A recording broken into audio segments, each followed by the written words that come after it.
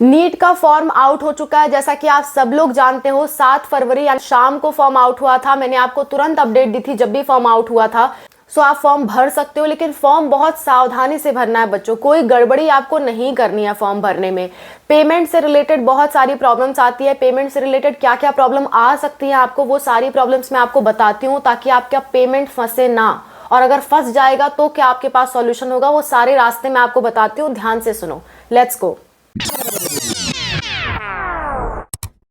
Hello everyone, welcome to Spark Up classes. This is Suman Yadav.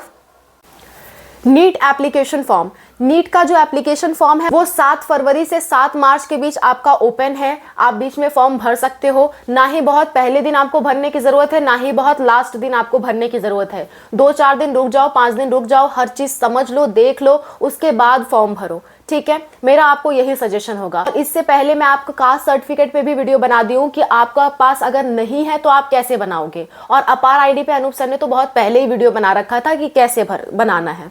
ठीक, दोनों ही video का link आपको लास्ट में मिल जाएगा। फिलहाल हम लोग पेमेंट की बात करें। पेमेंट करते वक्त आपको 3-4 बातों का ध्यान रखना है। पहली बात, अगर आप साइबर कैफे से पेमेंट करा रहे हो तो यहाँ पे कोई प्रॉब्लम नहीं है कि आपको अपने ही अकाउंट से कराना है। ये काउंसलिंग के टाइम प्रॉब्लम होती है। फिलहाल फॉर्म भरते वक्त कोई प्रॉब्लम नहीं है। आप चाहे तो अपने अकाउंट से पेमेंट करो, चाहे तो किसी साइबर कैफे वाले से कराओ, कोई प्रॉब्लम आपके लिए नहीं आने वाली है। ठीक, दूसरी बात, पेमेंट करते वक्त मेक श्योर कि आपने डेबिट कार्ड या क्रेडिट कार्ड यूज किया है, या एसबीआई कार्ड यूज किया है, या एसबीआई का एटीएम कार्ड यूज किया है।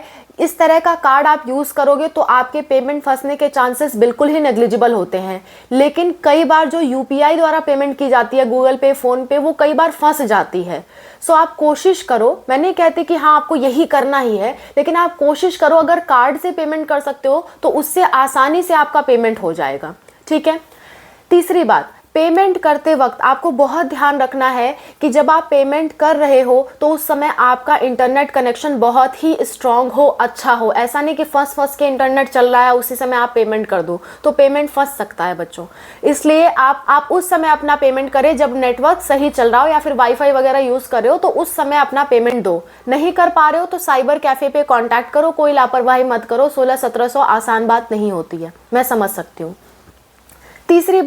तीसरी बात यह है कि जब आप पेमेंट कर रहे हो तो वो पेज, जिस पेज पे आप हो, जहां से पेमेंट पे आपने क्लिक किया है, पेमेंट एक बार प्रोसेस हो जा रहा है तो 2-4 मिनट 5 मिनट तक वेट करो जब तक सक्सेसफुल नहीं दिखा रहा। बैक तुरंत मत आना। तुरंत बैक आने से क्या होता है, वो पेमेंट लटक जाता है, पेंडिंग हो जाता है। सो उस पेज पे एटलीस्ट 5 मिनट तक आप लोग रुकना जब तक पेमेंट सक्सेसफुल ना दिखाने लगे। पेमेंट सक्सेसफुल हो गया तभी बैक आना, वरना बैक आप लोग मत आना। ठीक है। लोग क्या करते हैं, पेमेंट करने के बाद देखने नहीं होता, तुरंत बैक आने लगते हैं। ऐसे केस में पेमेंट फंस जाती है। सो कम से कम 5 मिनट तक आप उसी स्क्रीन पे बने रहना जब आपका पेमेंट चल रहा हो। ठीक है। पांचवी बात ये कि आप अपना फॉर्म भरते वक्त कैटेगरी सही सेलेक्ट करें, ताकि आपके कैटेगरी के अनुसार ही पेमेंट मांगे। अगर आप ईडब्ल्यूएस हो या फिर ओबीसी हो तो आपका पेमेंट 1600 लगना चाहिए, लेकिन फॉर्म भरते वक्त अगर आपने जनरल सेलेक्ट कर लिया तो आपका पेमेंट 1700 लगेगा। इसलिए अपना कैटेगरी सही से चूज करना ताकि आप पेमेंट सही से कर पाओ। बात समझ में आ गई? सो इन 5 बातों का ध्यान रखना पेमेंट करते वक्त।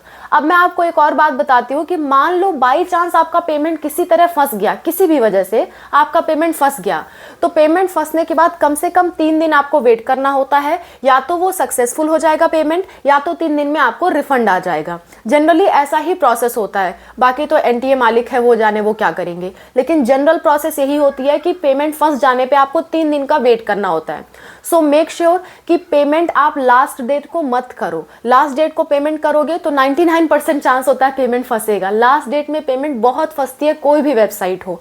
लास्ट डे पेमेंट बिल्कुल ही रिस्ट्रिक्टेड, मैं कहूंगी आपसे लास्ट डेट पेमेंट मत करना। ठीक है।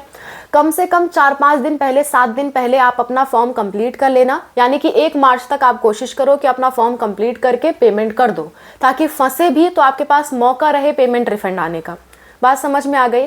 So that's all about the video. और भी कोई दिक्कत, कोई परेशानी होती है कमेंट्स में मेंशन करो। Thank you for watching. Bye, take care.